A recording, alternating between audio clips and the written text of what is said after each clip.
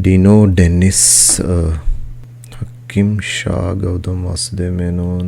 എൻ്റെ cinematography Robby Varghese Raj, composers Mithun Mukundan, Sayyid Abbas പുള്ളിയായിരിക്കും എൻ്റെ ബാക്ക്ഗ്രൗണ്ട് സ്കോർ.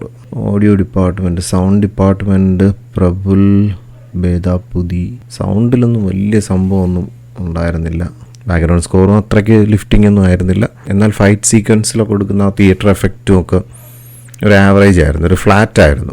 നമസ്കാരം, അമൃതാണ്. ഈ സിനിമ ശരിക്കും എനിക്ക് അങ്ങനെ വർക്കായില്ല. കാരണം ഇതിൻ്റെ ഒരു ഫസ്റ്റ് ഹാഫ് ഭയങ്കര ലാഗൊന്നും ഞാൻ പറയുന്നില്ല, കാരണം അതിങ്ങനെ ഈ ഒരു സ്റ്റോറി ബിൽഡപ്പ് ചെയ്യാൻ പറ്റത്തുള്ളൂ. ഒരു ഗെയിമിങ്ങുമായിട്ട് കണക്ട് ചെയ്യുന്ന ഒരു സ്റ്റോറി ടെല്ലിംഗ് ആണ്. അപ്പോൾ അതിൻ്റേതായിട്ടുള്ള സ്റ്റോറി ടെല്ലിങ്ങിലുള്ള ഒരുപാട് പരിമിതികളുണ്ട്, അല്ലെങ്കിൽ അതൊരു ടാസ്ക് ആണ് ആള്. പക്ഷെ അത് എക്സിക്യൂട്ട് ചെയ്തിരിക്കുന്നതിൽ എവിടെയൊക്കെ കുറേ പാകപ്പിഴകൾ തോന്നി. അതുകൊണ്ട് തന്നെ സിനിമ അത്രത്തോളം അങ്ങോട്ട് പിടിച്ചിരുത്തി കാണിക്കുന്ന ഒരു ഫീല് ഫസ്റ്റ് ഹാഫിൽ ഒട്ടും കിട്ടിയില്ല. അതായത് നമ്മൾ CG ഒക്കെ ഉള്ള ഒരു വലിയ ഗെയിം കളിക്കുമ്പോൾ ഉണ്ടാക്കുന്ന തരത്തിലുള്ള ഒരു കൺഫ്യൂഷൻ, അല്ലെങ്കിൽ കുറേ സ്കാറ്റേർഡ് ആയിട്ടുള്ളൊരു പസിൽ നമ്മളെ മുന്നിലിട്ടിട്ട് ഇതിങ്ങനെ അടുക്കി എടുക്കുന്ന ഒരു രീതിയിലാണ് ഇതിൻ്റെ ഒരു സ്റ്റോറി ടെല്ലിങ്. എന്നാൽ ഇതിൻ്റെ സെക്കൻഡ് ഹാഫിൽ കുറേ കാര്യങ്ങൾ അൺവെയിൽ ചെയ്യുന്ന രീതിയിൽ, അതായത് അതുവരെ സ്കാറ്റേർഡായിട്ട് കിടന്നിരുന്നൊക്കെ അറേഞ്ച് ചെയ്തിട്ട് നമ്മൾ പ്രതീക്ഷിക്കാത്ത ഒരു ട്വിസ്റ്റ് അവസാന സിനിമയ്ക്കകത്ത് കൊണ്ടുവരുന്നുണ്ട്. പക്ഷെ അത് ഇടയ്ക്ക് വെച്ച് ഏതാണ്ട് ഒരു സെക്കൻഡ് ഹാഫ് കഴിഞ്ഞപ്പോൾ തന്നെ എനിക്കൊരു സംശയം തോന്നിയിരുന്നു, ഏതാണ്ട് ആ ഒരു വഴിയിലോട്ടാണ് ഇത് പോകാൻ പോണേന്നുള്ളത്. അപ്പോൾ അതുകൊണ്ട് തന്നെ അതിൻ്റെ ഒരു എക്സൈറ്റ്മെൻറ്റ് ലെവലൊക്കെ കുറച്ചൊന്ന് ഓഫായിരുന്നു. പിന്നെ സിനിമയുടെ അവസാനം മമ്മൂട്ടിയുടെ കുറച്ചൊരു എക്സ്ട്രാ ഓർഡിനറി പെർഫോമൻസ് ഉണ്ട്. പക്ഷെ അതൊന്നും ആ സിനിമയുടെ ഒരു കണ്ടിന്യൂറ്റി അല്ലെങ്കിൽ ഒരു പ്രോപ്പർ കണക്ട് കിട്ടാത്തതുകൊണ്ട് തന്നെ അതിൽ വലിയൊരു ഫാക്ടർ ഒന്നും ഉണ്ടാക്കിയെടുക്കാൻ പറ്റിയതായിട്ട് എനിക്ക് തോന്നിയില്ല.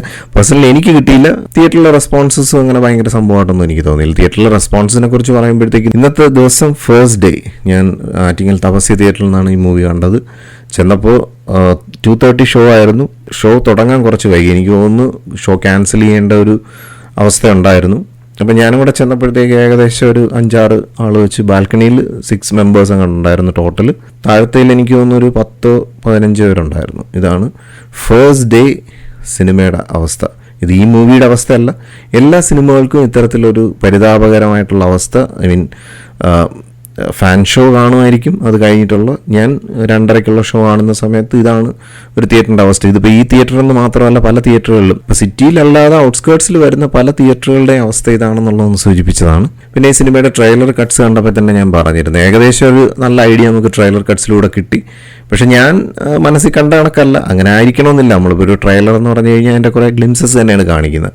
സിനിമ എന്തായാലും എൻറ്റയർലി ഡിഫറൻ്റ് ആയിരിക്കും അതിൻ്റെ ഒരു കോണ്ടന്റ് എന്ന് പറയുന്നത്. അപ്പോൾ അങ്ങനെ നോക്കുമ്പോഴത്തേക്ക് ഒരു നല്ല എക്സ്ട്രാordinary ആയിട്ടുള്ളൊരു കോണ്ടന്റ് ആയിരുന്നു. പക്ഷേ അതിൻ്റെ എക്സിക്യൂഷൻ ഒരു പ്രോപ്പർ അല്ലാതെ, അല്ലെങ്കിൽ ഒരു ഡയറക്ടോറിയൽ ഒരു ബിഗിനർ എന്നുള്ള നിലയിൽ, അല്ലെങ്കിൽ ആ ഒരു അമച്വറിസം എവിടെയൊക്കെ കയറി പ്രതിഫലിച്ചുകൊണ്ടായിരിക്കാം, അല്ലെങ്കിൽ ആ ഒരു എക്സ്പീരിയൻസിൻ്റെ ഒരു കുറവ് എവിടെയൊക്കെയോ ആ ഒരു സ്റ്റോറി ടെല്ലിങ്ങിൽ ഫീൽ ചെയ്തു. പല സിനിമകളും ഒരു സ്ക്രിപ്റ്റ് റൈറ്ററുടെ മനസ്സിലുണ്ടാകുന്ന അതേ രീതിയിൽ എക്സിക്യൂട്ട് ചെയ്യാൻ ആ ആൾ തന്നെ ഡയറക്ടർ ആണെങ്കിൽ സാധിക്കുന്നതാണ്. പക്ഷേ ഈ സിനിമ കണ്ടപ്പോഴത്തേക്ക് ഒരു കാര്യം മനസ്സിലായത്, ഒരു ഡയറക്ടോറിയൽ പാർട്ടെന്ന് പറയുന്നത് ഏതൊരു സ്ക്രിപ്റ്റ് കിട്ടിയാലും അതിനെ എക്സിക്യൂട്ട് ചെയ്തൊരു ഫിലിമാക്കി മാറ്റുന്ന, അല്ലെങ്കിൽ ഒരു സിനിമയാക്കി മാറ്റുക എന്ന് പറയുന്നത് ഒരു ഡയറക്ടോറിയൽ സ്കില്ലാണ്. അതിന് ആ ഒരു സ്കില്ല് തന്നെ വേണം. അത് എവിടെയൊക്കെയോ ഈ ഒരു ഡയറക്ടറിൽ ലാഗ് ചെയ്ത പോലെ തോന്നി.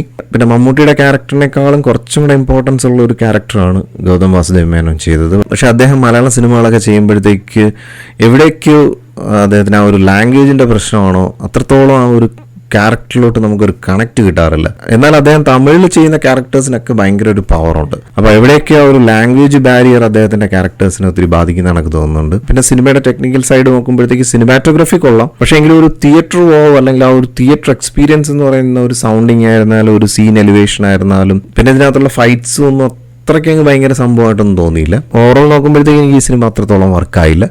But that doesn't mean that പലർക്കും ഈ സിനിമ ഇഷ്ടപ്പെട്ടേക്കാം. എസ്പെഷ്യലി മമ്മൂട്ടിയുടെ ആ ഒരു സ്വാഗും അതൊക്കെ നന്നായിട്ട് എക്സ്പ്ലോർ ചെയ്യുന്ന രീതിയിൽ കുറേ സീൻസ് ഉണ്ട്. പക്ഷെ അവിടെയൊക്കെ ആ ഒരു ബാക്ക്ഗ്രൗണ്ട് സ്കോർ കൊടുക്കേണ്ട ഒരു എലിവേഷൻ ആ സീൻസിലൊന്നും അത്രത്തോളം അങ്ങോട്ട് പഞ്ചിങ് ആയിട്ട് കിട്ടിയില്ല. അപ്പോൾ എന്തായാലും സിനിമ എനിക്ക് അത്രത്തോളം വർത്തായിട്ട് തോന്നാത്തതുകൊണ്ട് തന്നെ ഞാൻ ഈ ഒരു മൂവിക്ക് ഔട്ട് ഓഫ് 10 ഒരു 7 റേറ്റ് ചെയ്യാണ്. അപ്പോൾ എന്തായാലും മറ്റൊരു സിനിമ വിശേഷമായിട്ട് നമുക്ക് വീണ്ടും കാണാം. Thank you for watching and thank you for supporting me.